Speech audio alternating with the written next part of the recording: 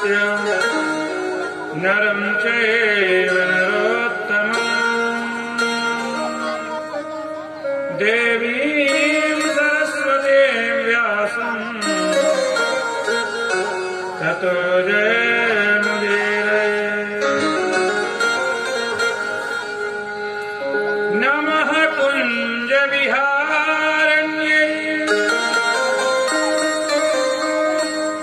नमः कुञ्जविहारिणे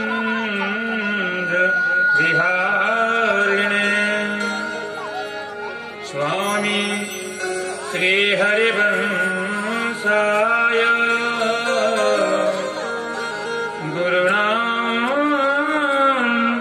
गुरवे नमः। मनोजवं मारुततुल्यवेगं जितेन्द्रियं बुद्धिमतां बलिष्ठं वादात्मजं वानरयूथमुख्यं श्रीरामदूतं शरणं प्रपद्ये। हरे कृष्ण कृष्ण कृष्ण हरे हरे हरे राम श्री राम राम हरे हरे।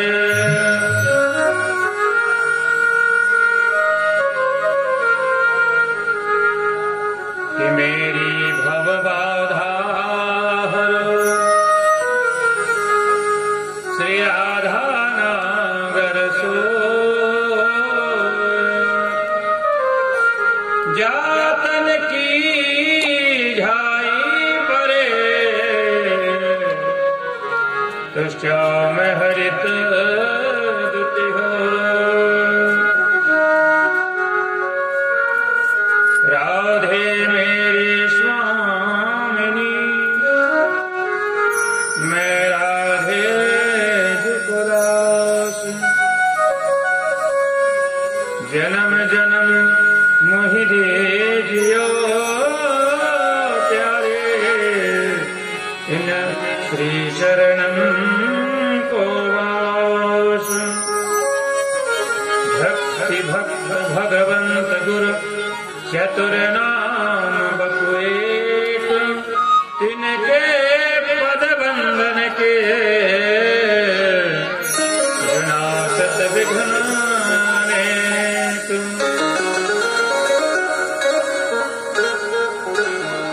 मेरा मन माणिक गिरवी धरो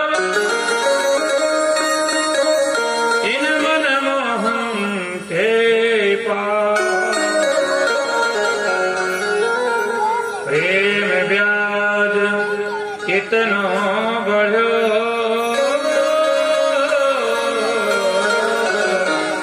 कि भैया अब नहीं छूटन के आस अब नहीं छूटन के आस अब नहीं छूटन के आस।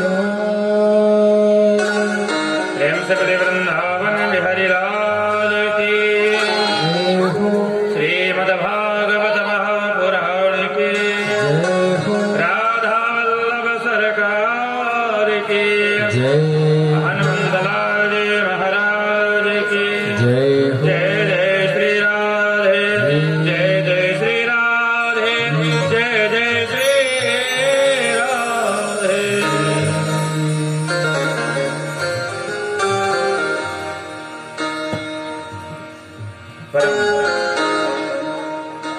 परम मंगल में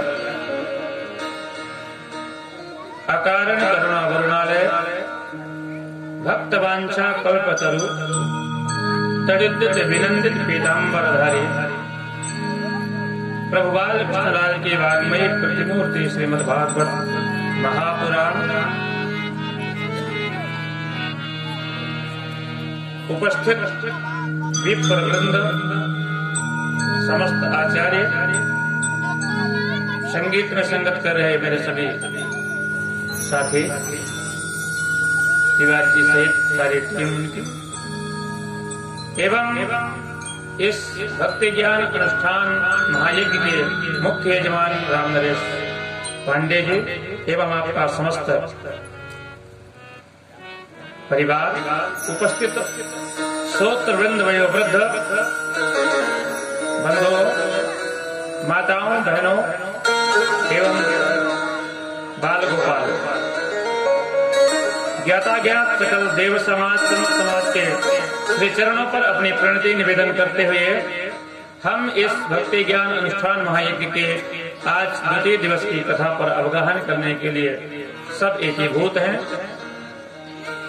बड़े भाव के साथ कथा में प्रवेश करें इससे पूर्व 2 मिनट हरिनाम का आश्रय लें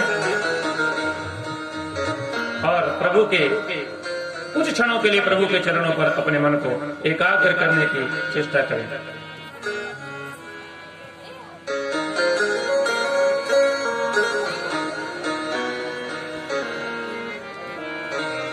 जय जय गोविंद गोविंद गोपाल हरि, जय जय गोविंद गोविंद गोपाल हरि, जय जय गोविंद गोविंद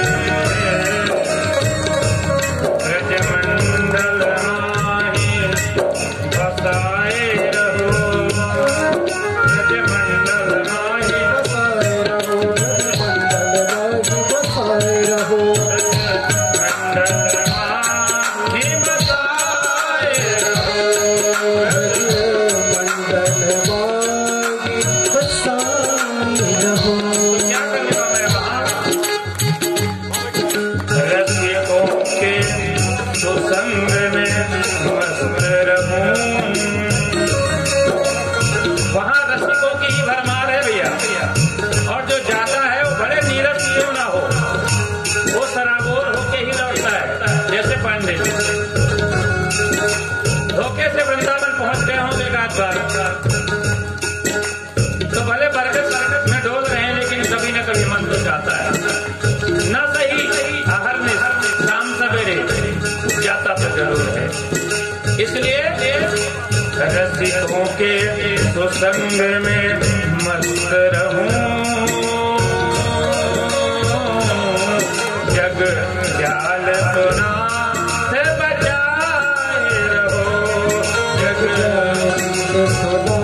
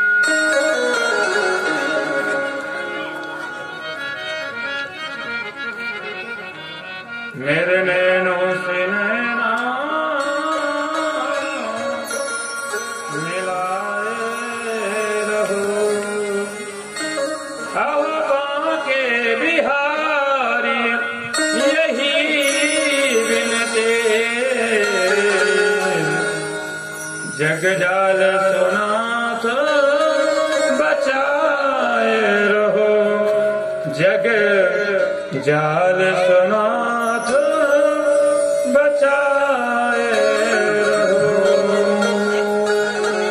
श्रीमद्भागवत महापुराण की जय, भक्तवत्सल भगवान की जय, राधा रानी सरकार की जय।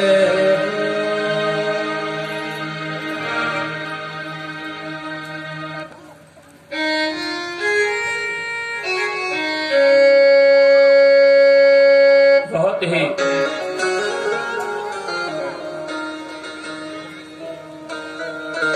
सुंदर दिव्य मंगलमय वातावरण में विराजमान 88,000 ऋषि मुनियों के मध्य व्यासासीन भगवान सुखदेव गंगा के सुंदर तट पर, जहाँ कलकल निनादनी पतित पावनी माँ गंगा की अग्रधारा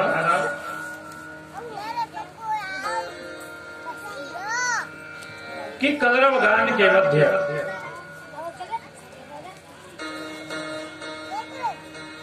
महाराज परीक्षित के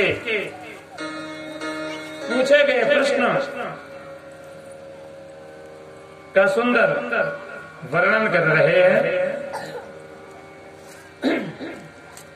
भगवान सुखदेव के विराजमान होने पर महाराज परीक्षित ने बिना समय विलंब किए और पूछ लिया,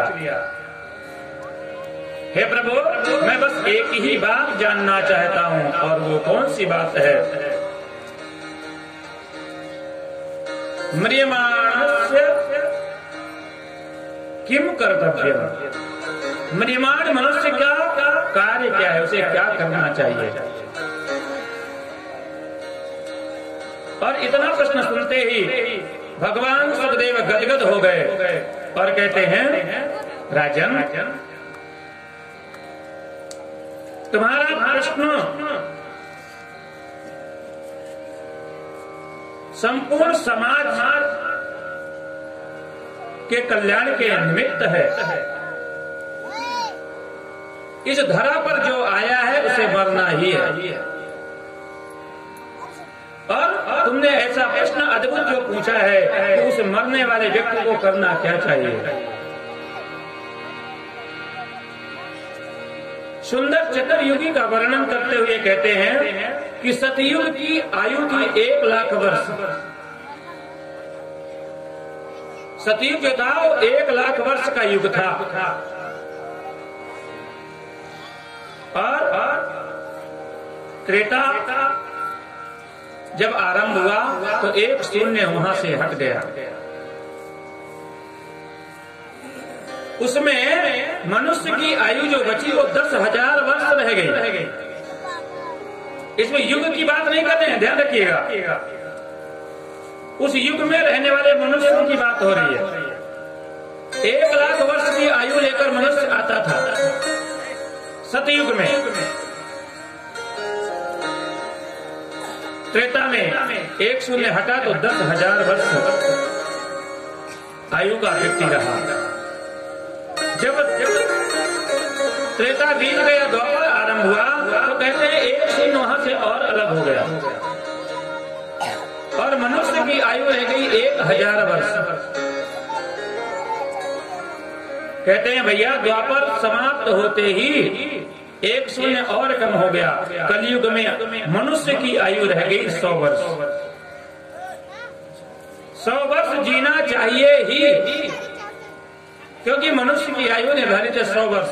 अधिक हो जाए तो अलग बात, कोई जीता है 100 वर्ष।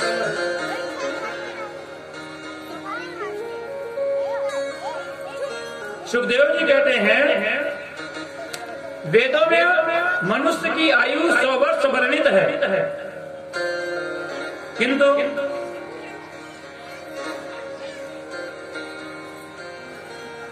गृह का रचना ना जंजाला,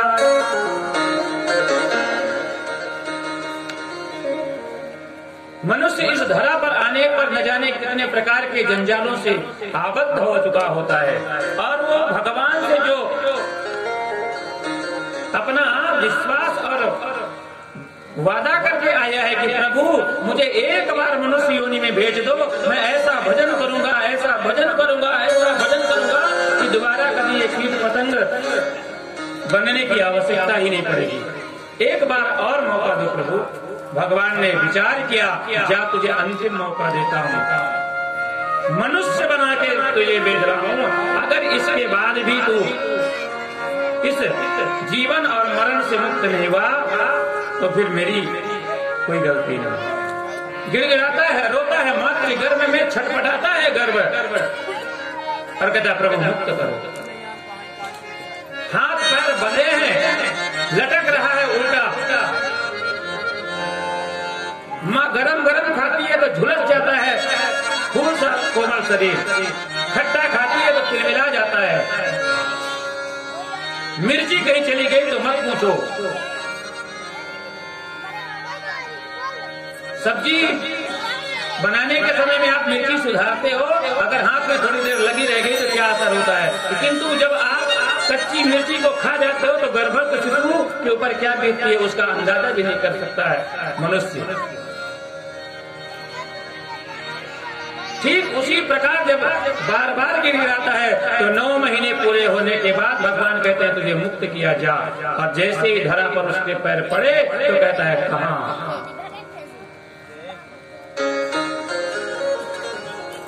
वहीं से स्वार्थ आरंभ हो जाता है। रोता कब है? प्यार से रोता है। ऐसा हमको लगता है बच्चा रो रहा है तो स्वस्थ है। अरे नहीं नहीं, वो तो जब उसको भूख लगती है रोता तब है। तो 100 वर्ष की आयु है और तुमने ऐसा प्रश्न पूछ दिया। उस 100 वर्ष को भी मनुष्य व्यर्थ गंवा देता है। 50 वर्ष तो सोने में चले गए, स्कूल जा रहे हैं बैग झुला के पंडित जी, माता पिता की नजरों में है लड़का शादी के लायक हो गया, बांध दिए डोर। तो कहते हैं ससुराल प्यार भई जब से, रिपुरूप कुटुंब भये तब से। बैग कांधे पर है, बोरी पीठ पर चले जा रहे हैं। कहाँ जा रहे हो? जा रहे हैं वहीं। कहाँ? अरे वहीं जा रहे। क्या सोच रहे? समय बीता और इस जीवन के अंतिम पड़ाव पर जब जीवन भर भगवान का भजन किया ही नहीं तो अंतिम में भी भजन की ओर नहीं मुड़ता ये जीव, उसे तो और माया पकड़ते चली जाती है, जोरों से अपनी ओर खींचती चली जाती है। कभी बुद्धि ने कहा भी कि अब तो मरने की बारी आ गई, अब तो कर ले। मन कहता है क्या करेगा, अभी तक नहीं किया, आगे नहीं करेगा तो क्या होने वाला है। और यही करते करते बाबा तुलसी कहते हैं कि जन्म जन्म मुनि जतन कराही, अंतराम कही आवत नाही।